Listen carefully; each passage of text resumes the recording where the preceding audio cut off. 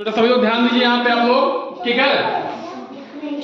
हम लोग जो है जवाहर नवोदय विद्यालय प्रवेश परीक्षा में, ठीक है, पूछे गए 2023 में प्रश्नों को हल करेंगे और कंसेप्ट भी समझेंगे कि हल कैसे होता है, ठीक है।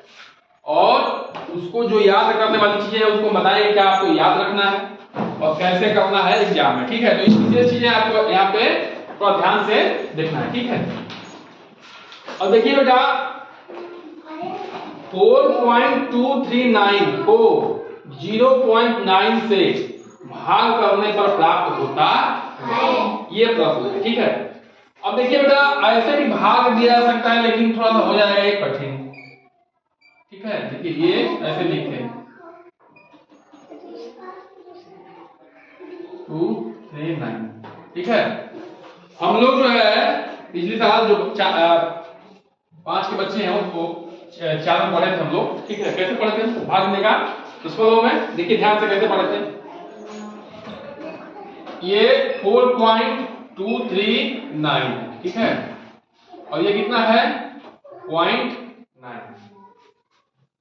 अब बेटा हमने क्या सिखाया था कि इसमें किससे भाग दिए होंगे, ये 4.239 आया 4, ठीक है। बात में बेटा बातें यहां ध्यान दीजिए, ठीक है।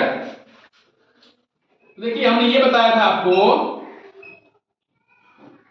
कि इसमें जो है यहां पे क्या करते हैं, दशमलव को जगह 1 लिख दीजिए और बाकी कितना अंक है, पीछे 3 है, 3 जीरो बढ़ा दीजिए। यानी कि हमने जो है इसमें कितने से भाग दिया होगा, 1000 से भाग दिया होगा तो 3 अंक पे दशमलव लगा, ठीक है ना। अब क्या था, ये 0.9 है, 9 हम लिख देते हैं। अब इसके जगह पे क्या लिख दीजिए 1, ठीक है। कह दीजिए देखिए इसमें, देखिए ये है, इसमें भाग दे रहे हैं और इसमें कैसे भाग देंगे कि 0.9 जाए, इसके नीचे क्या लिख देंगे 1। ये ट्रिक है, एक ट्रिक है समझने की, ताकि आपको कंफ्यूजन ना हो। पॉइंट लगा दिया, बाकी इसके पीछे कितने अंक है, 1 अंक है तो 1 जीरो बढ़ा दीजिए। यानी कि 10 से भाग देंगे तो ये क्या आ जाएगा 0.9 आ जाएगा, ठीक है बेटा। देखिए यहां पे हम इसको घटा सकते हैं और ऊपर भी भेज के बहुत ऊपर भेज देते हैं तो घटाते हैं, हम यही घटा देते हैं, ठीक है। अब देखिए क्या है, ये आपस में गुणा है, नीचे भाग है तो ये इससे कट जाएगा, 1 जीरो से 1 जीरो कट जाएगा। 1 जीरो से 1 जीरो कटने का मतलब बेटा कि 10 में इससे भाग दिया, 10 से कम है 10 और 10 में 1000 में 10 से भाग दिए तो 100 आ गया, ठीक है ना। समझ में आता है कि नहीं? अब बेटा देखिए अब क्या है कि हम जो है पहले 4239 में 9 से भाग देंगे, ठीक है। देखिए अलग से कर देते हैं रफ पर, 4239 में किससे भाग देंगे 9 से, तो भाग दिए 9 का 9 2 18 27 चौका 36, 9 चौका 36 आ गया। ये कितना गया, 12 6 गया 6, ये 0 हो गया, फिर ये उतरा 3, 9 7 ये 3 आ गया, 9 7 63, ये क्या उतरेगा, यहां से उतरेगा 9, 9 कम है 9, ठीक है। तो ये आ गया 471, यानी कि इसमें हमने इससे भाग दिया तो ये उत्तर कितना आ गया 471। लेकिन नीचे क्या बचा है 100 बचा, तो हमने कितना क्या बताया था कि जितना जीरो होगा उतने अंक पे दशमलव लग जाएगा, 1 की जगह क्या मान लीजिए दशमलव मान लीजिए, ठीक है ना। तो कितना का बताइए 4.71,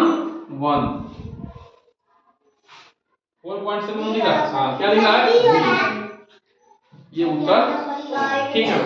ऐसे ही कितने, ठीक है, बहुत अच्छों का सही है, बहुत अच्छी बात है। तो क्या करना है बेटा, पहले दशमलव से ऐसे भाग देंगे तो गड़बड़ हो जाएगा।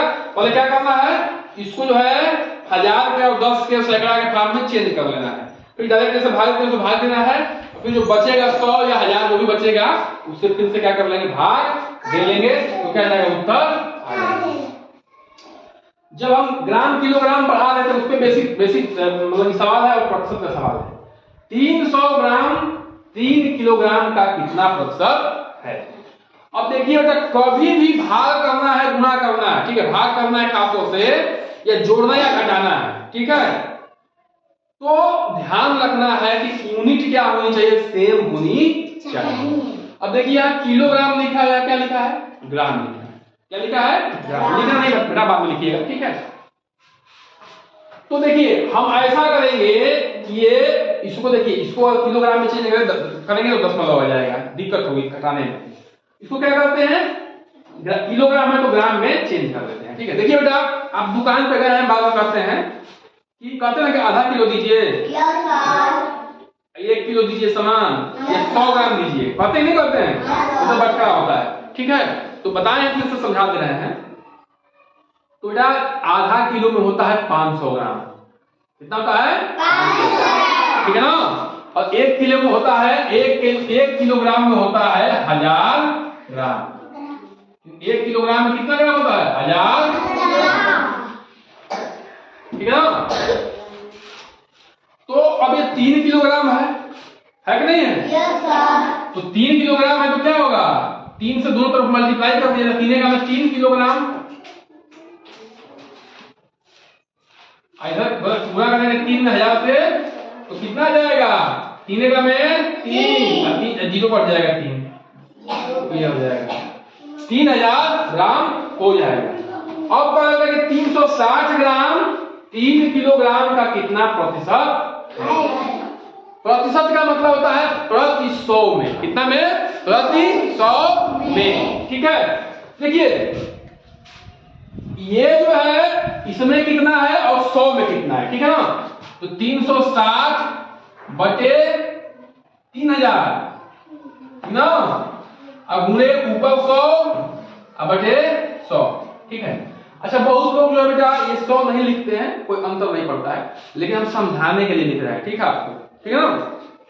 अब देखिए इसको इस 100 को छूना नहीं है, क्योंकि प्रति 100 में निकालना है ना आपको, तो ये 100 मेंटेन रहेगा, बाकी को घटा देना है। ये 2 जीरो से 2 जीरो कट गया, ठीक है, ये 0 से ये 0 कट जाएगा, 3 का में 3 और 3 दूनी का 6, ये क्या आ गया 12 बटे 100। तो 12 कितना में है, 100 में है, यानी यही क्या हो गया 12%, 12% मतलब क्या प्रतिशत मतलब क्या होता है, प्रति 100 में। तो प्रति 100 में कितना है, प्रति 100 में कितना है 12, प्रति 100 में कितना है 12, तो वही 12%, ठीक है। देखिए ऊपर नीचे 100 से गुना करने में कोई अंतर नहीं पड़ेगा, क्यों, क्योंकि आपस में 1 कट जाता है, ठीक है ना। लेकिन हमें प्रतिशत में चेंज करना है, इसलिए हमने क्या किया, ऊपर नीचे गुना करके आपको दिखाया, ठीक है, ताकि प्रतिशत में हम इसको निकाल सकें। तो कौन सा हो जाएगा, अब कहा बेटा कि एक वस्तु के क्रय मूल्य और विक्रय मूल्य का अंतर जो है 240 रुपया है। ध्यान से लिखिए यहाँ पे, अरे लिख लेना बेटा, लिख लेना, मौका देंगे, समझ में आ जाएगा। आप लोग बोलते हैं बात मत लिखिए, बल समझिए।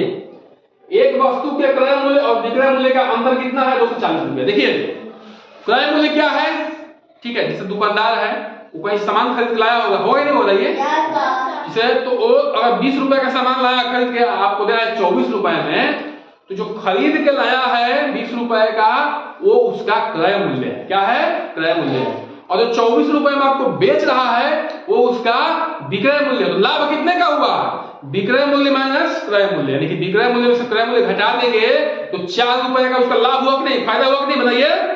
सब लोग फायदे के लिए तो काम कर रहे हैं, बिना फायदे के वो भी नहीं करेगा, ठीक है। तो वही कह रहा है, तो लाभ क्या है, लाभ बराबर क्या होगा बताइए, विक्रय मूल्य माइनस क्रय मूल्य, ठीक ना। तो यही क्या है, यही क्या है, विक्रय मूल्य और क्रय मूल्य का अंतर क्या है, 240 रुपया, यही लाभ है, क्या है, यही लाभ है, ठीक है, यही लाभ है। अंतर मतलब क्या होता है, घटाना, अंतर मतलब क्या होता है, घटाना, ठीक है, अंतर लिखा है घटाना है। तो पहले ही घटा के आपको बता दिया है कि 240 रुपए का लाभ हो रहा है, ठीक है। लाभ प्रतिशत कितना दिया हुआ है, 20, लाभ प्रतिशत कितना दिया हुआ है, देखिए इस सूत्र का प्रयोग करना है, लाभ प्रतिशत बराबर लाभ गुणे 100 बटा क्रय मूल्य। कभी भी लाभ कमाएगा तो जो खरीदा हुआ है, ठीक है, 20 रुपए का सामान, उसी पे तो लाभ कमा रहा है 4 रुपया, तो हमेशा लाभ बेटा किस पे निकलता है, क्रय मूल्य पे निकलता है। जो सामान आप खरीद के लाए हैं, ठीक है, किसी को बेचेंगे तो उसी पे तो जोड़ेंगे कि हम कितने रुपए का हमारा लाभ हो रहा है जी, हाँ बताइए। या हानि हो रहा है, ठीक है ना। हानि कब होगा, जब विक्रय मूल्य कम हो जाएगा क्रय मूल्य से, ठीक है। तो देखिए मैं कह रहा हूं ये 240 हो गया नहीं, तो अब क्या लाभ प्रतिशत कितना दिया हुआ 20%, ये 20 हो गया लाभ प्रतिशत यहां पे रखना है। ये 240 हो गया, ठीक है ना, गुणे 100 अपान क्रय मूल्य, क्या हो गया ये क्रय मूल्य, ठीक है ना। अब देखिए बेटा ये पूरे में भाग है तो ये यहां चला जाएगा और ये कहां जाएगा, यहां पे कहां जाएगा गुणा, ठीक है, सीधे गुणा हो जाएगा तो, ठीक है ना। यहां पे ऊपर रखते हैं तो क्रय मूल्य 60 लिख रहा हूं, बराबर क्या हो जाएगा 240 गुणे 100 बटे 20, है ना। ये क्या जाएगा 20 पचे 100 बच जाएगा, 20 का पारा पढ़ो, 20 का 20 20 दूनी 40 20 60 20 चौका 80 20 पचे 100। अब इसमें गुणा करेंगे तो कितना जाएगा 5 शून्य शून्य 5 चौका 20 5 दूनी 2 12, ये 1200 क्या आ गया क्रय मूल्य, क्या आ गया क्रय मूल्य 1200 रुपया आ गया। तो पूछ क्या रहा है, विक्रय मूल्य पूछ रहा है, तो क्रय मूल्य में अगर हम लाभ को जोड़ देंगे तो क्या निकल जाएगा, विक्रय मूल्य निकल जाएगा, ठीक है। तो 1200 में क्या करना पड़ेगा 240 को जोड़ना पड़ेगा, बोलिए जोड़ना पड़ेगा नहीं जोड़ना पड़ेगा, 0 4 2 2 4 1 1440 रुपया कहीं दिख रहा है बी, तो उत्तर क्या हो जाएगा बी, ठीक है ना।